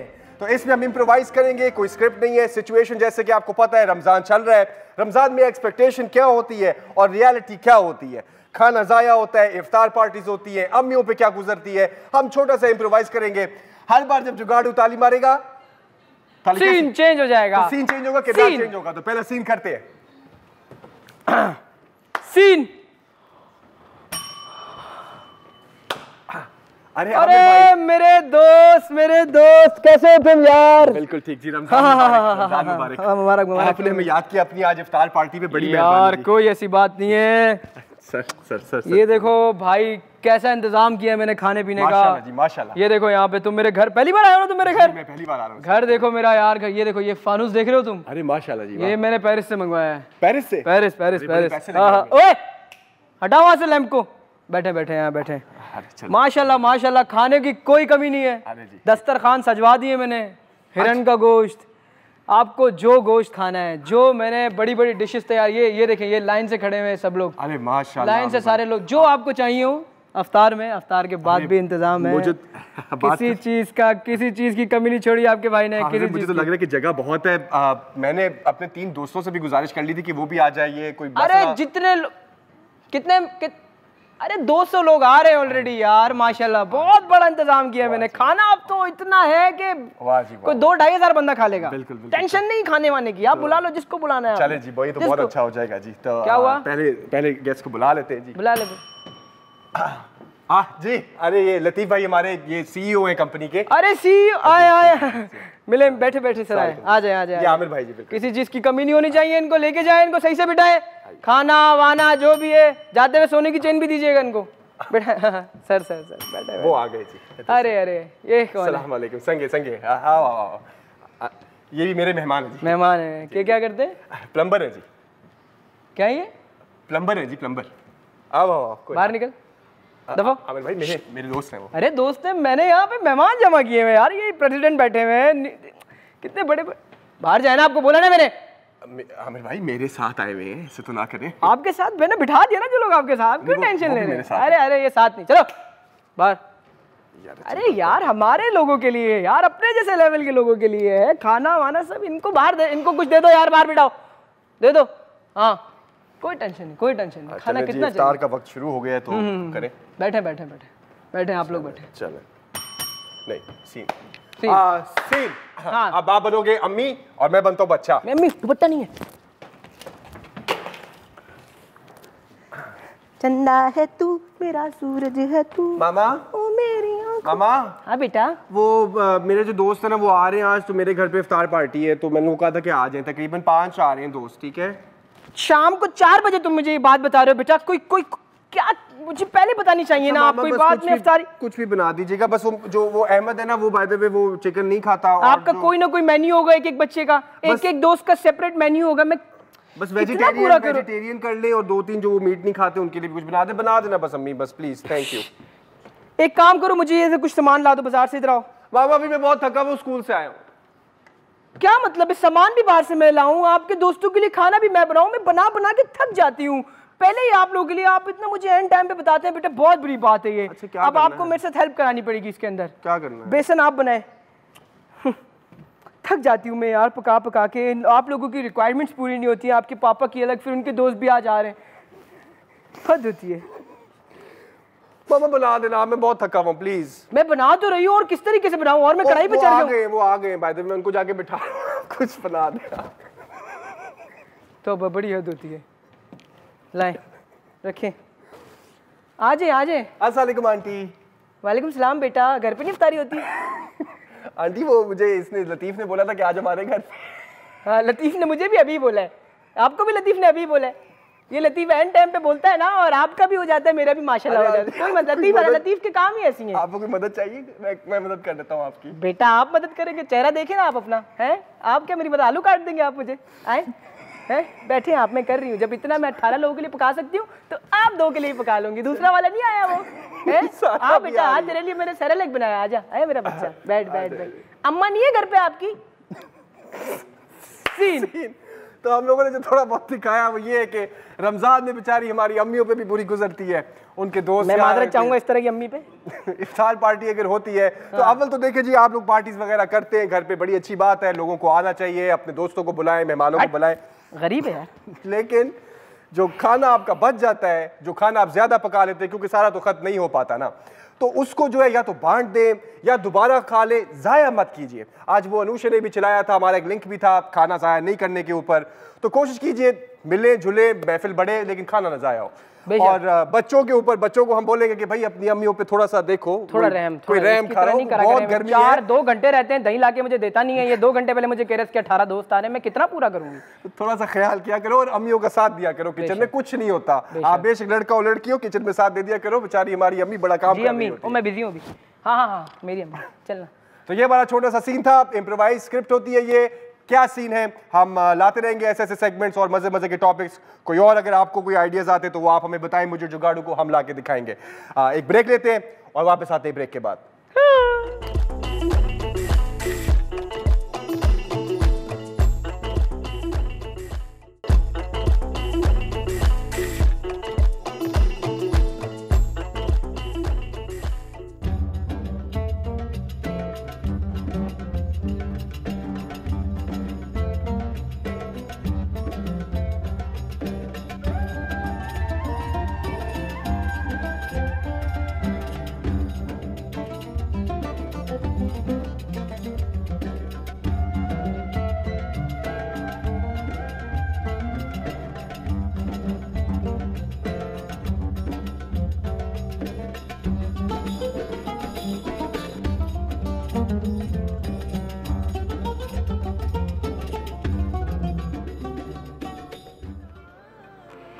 जान है तो जान है, रोज़ हम ये बात भी करते हैं, बिल्कुल इसमें बहुत बड़ी सच्चाई है। और बाकी में दुनिया भर का पैसा हो आपके पास, शोहरत हो आपके पास, नाम हो आपके पास, अगर सेहत नहीं है, सेहत साथ नहीं दे रही है, तो वाकई में कुछ भी नहीं है, बिल्कुल कुछ भी नहीं है।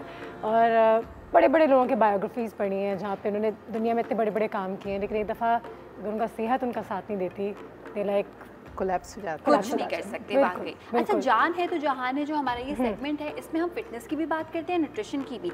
देखा जाए तो ये दोनों चीज़ें अलग हैं। जब हमने इसको प्लान किया था तो मैंने सोचा था न्यूट्रिशन और फिटनेस तो एक ही चीज़ें नहीं। न्यूट्रिशन का मतलब ये है कि आपकी बॉडी को वो तमाम ग़िज़ाइयत मिल रही है जो मिलनी चाहिए, यानी इंटरनली आपकी वेल बीइंग इससे जो है वो पता चलती है। फिटनेस का मतलब ये है कि चाहे आप में खून की कमी हो, कुछ भी हो, लेकिन आप फिट हैं, स्मार्ट हैं, स्मार्ट है, एक्टिव है, ठीक है? तो दोनों अलग अलग चीज़ें हैं। बिल्कुल। अब इसको आपको जरूरत दोनों चीज़ों की। यस एग्जैक्टली, कनेक्टेड इसकी ऐसे ही है कि जब आपको न्यूट्रिशन मिलेगी तो आप फिट रहेंगे और आप फिट अपने आप को शो कर पाएंगे। तो आज का जो हमारा टॉपिक है, जैसे आपने देखा, डेट्स, खजूरें। रमज़ान में हमारा बड़ा फोकस होता है खजूरों पर, वैसे फिर हम भूल जाते हैं। खजूरों की बहुत सारी अच्छी बातें हैं, उसमें इतने सारे विटामिन्स हैं कि literally just name it, magnesium उसमें है, कॉपर है, जिंक है, फॉस्फोरस है, कैल्शियम है, थोड़ी सी मिकदार में आयरन है, विटामिन बीज इसमें मौजूद हैं, आपकी आंखों की सेहत के लिए अच्छा है, आपको एनर्जी देने के लिए अच्छा है। हाँ, ये ज़रूर है कि इसमें कैलोरीज ज़्यादा हैं तो आप इसका कम मिकदार में इस्तेमाल कर सकती हैं, लेकिन एक सबसे मज़े की बात बताऊँ, कैलोरी ज़्यादा ज़रूर है लेकिन इसका ग्लाइसेमिक इंडेक्स यानी कि GI इंडेक्स कम है। तो यानी कि जब भी आपकी बॉडी में जाता है तो ब्लड शुगर लेवल को बहुत ज़्यादा राइज नहीं करता और बहुत सारी प्रॉब्लम्स जो उससे इनिशिएट होती हैं वो नहीं होती। आपके डायबिटोलॉजिस्ट, आपके जो डॉक्टर हैं वो आपकी पर्सनल हिस्ट्री को देख के if you have diabetes too तो आपको ये भी सजेस्ट कर सकते हैं कि इतनी खजूर आप खा सकते हैं, ठीक है। तो आपका अगर उनसे राब्ता करके खजूर खाना चाहें बिल्कुल कर सकती हैं। और एक और मज़े की चीज़ कि जब आप खजूर खाती हैं इंस्टेंट एनर्जी आपको फ्रक्टोज की फॉर्म में मिलती है तो वो रोज़ा खोलने के बाद भी अच्छी है और सहरी में खाने के लिए। मैं तो सिर्फ रमज़ान से अगर अलग भी देखा जाए तो मैं तो खजूर जो है वो नाश्ते में भी अगर जल्दी नहीं करती तो 2 खजूर खा लेती हूँ तो उससे जो एनर्जी मिलती है यू नो वो पूरे दिन साथ रहती है, पूरे दिन साथ रहती है। हम अक्सर कहते हैं कि जी ज़िंदगी बड़ी फास्ट है, बड़ा मुश्किल है अपने आप को मेंटेन करना और अक्सर लोग बोलते हैं कि जी हमारी तो 9 to 5 जॉब है, ऐसा कुछ तो है, हम कैसे वो चीज़ें रखें अपने पास, बादाम रखें, अखरोट रखें, खजूर रखें, ये रखना अपने पास बड़ा आसान है, खाना इसको बड़ा आसान है और it's a power pack of nutrition. अगर आप 3-4 भी खा लेते हैं तो आप इतना अच्छा फील करते हैं। हाँ, तो इंस्टेंट एनर्जी देता है आपको और दूसरी बात ये फाइबर इसमें इतना ज़्यादा है कि आपके जो डाइजेस्टिव सिस्टम है वो बड़ा इसको रेगुलेट कर देता है वो। एग्जैक्टली, बिल्कुल बिल्कुल। It's one of those fruits जिसके बारे में बहुत कहा जाता है। अच्छा, ये ड्राई फ्रूट की कैटेगरी में क्यों आता है? ड्राई फ्रूट की कैटेगरी में इसलिए आता है क्योंकि जब ये आप ताज़ा कभी तोड़ के खाएंगे ना खजूर, that is always very ripened. जब तक ये हमारे तक पहुंचता है थोड़ा सा ड्राई होता है, प्लस इसको और ड्राई करके डिफरेंट फॉर्म्स में खाया जाता है। छुआरे खाते हैं, exactly. मेरे फेवरेट है छुआरे। अच्छा, और ड्राई फ्रूट की कैटेगरी में इसलिए भी आता है अनुषा, एक तो ये रीज़न, दूसरी रीज़न ये है कि जब कोई फ्रूट बहुत डेंस होता है ना कैलोरीज में, शुगर में, किसी किस्म की विटामिन्स में, तो वो यूजुअली ड्राई फ्रूट की कैटेगरी में ही आता है कि आपने 4 भी खा लिए तो काफ़ी है, यू नो। अच्छा, डेट शेक्स भी होती हैं, but how else can we use it? कौन कौन सी डिशेस में इस्तेमाल हो सकता है? इसका एक हलवा बनता है, बहुत मज़े का होता है। हाँ, खजूर का हलवा बहुत डिलीशियस होता है। वो भी बना सकते हैं। हाँ, मैदे को भून के और उसमें खजूर का पल्प जो है उसके साथ मिक्स करके आप भूनते हैं और ड्राई फ्रूट के साथ बहुत रिच होता है। तो खाने के बाद बस थोड़ा सा खाएंगे लेकिन आपको मज़ा आएगा। वो जो एक क्रेविंग होती है ना, भी तो काफ़ी थिक सा होता है। लाइट बना के रख ले बादाम के साथ, एग्जैक्टली। शेक्स बनाएं, सीरियल में आप डाल के उसको खाएं। वो सहरी में बहुत सारे लोग सीरियल खाते हैं तो सीरियल में अगर आप डेट्स को बारीक बारीक काट के, और ड्राई की जो बात कर रहे थे हम कि ड्राई छुआरे को बारीक काट के वो डाल दें, बहुत मज़े का। एक जोक है, पता नहीं रमज़ान में ये जोक क्रैक करना चाहिए नहीं, लेकिन इंग्लिश में एक मीम आई थी, in Ramzan I have a date every night. Okay, very bad. लेकिन बेसिकली हर उस चीज़ में अनुषा, हर उस चीज़ में जिसमें आपको मीठे की ज़रूरत हो ना, खजूर डाल दें। हाँ, बिल्कुल। Thank you so much, it was a great session today. आज की सोच पे हम एंड करते हैं। आज बहुत सारे लेसन्स हमने सीखे तो हैं डोनेशंस के हवाले से, लेकिन आई थिंक अल्टीमेट मैसेज जो मैं यहाँ से आज देना चाहूँगी वो ये है कि खाना आज से तय कर ले कि हमारे घर में ज़ाया नहीं होगा। It's as simple as that. You one decision away from saving a lot of food कि हम ज़ाया नहीं करेंगे, हम बांट देंगे, हम अपने डोमेस्टिक स्टाफ में बांट देंगे, हम अगले दिन खा लेंगे, लेकिन हम इसे डस्टबिन में नहीं डालेंगे और हम कम बनाएंगे। हाँ, और हम कम बनाएंगे, और प्लेट में उतना निकालें, बचाएंगे, हम उतना ही बनाएंगे जितना हमें ज़रूरत है। हम स्ट्रैटेजाइज करेंगे कुछ तरीके से, हम रॉबिन हुड आर्मी को बुला लेंगे कि वो आके खाना ले लें, जो भी करेंगे हम खाना ज़ाया नहीं करेंगे, डस्टबिन में खाना नहीं फेंकेंगे। There you go. सही है ना? बहुत अच्छी एडवाइस और बहुत अच्छी, आप इसका ख्याल रखिएगा। बिल्कुल जी, अपना बहुत ख्याल रखिएगा। संडे तो चले गया, मंडे को मिलेंगे, कल मिलेंगे। Take care, have a good रोज़ा।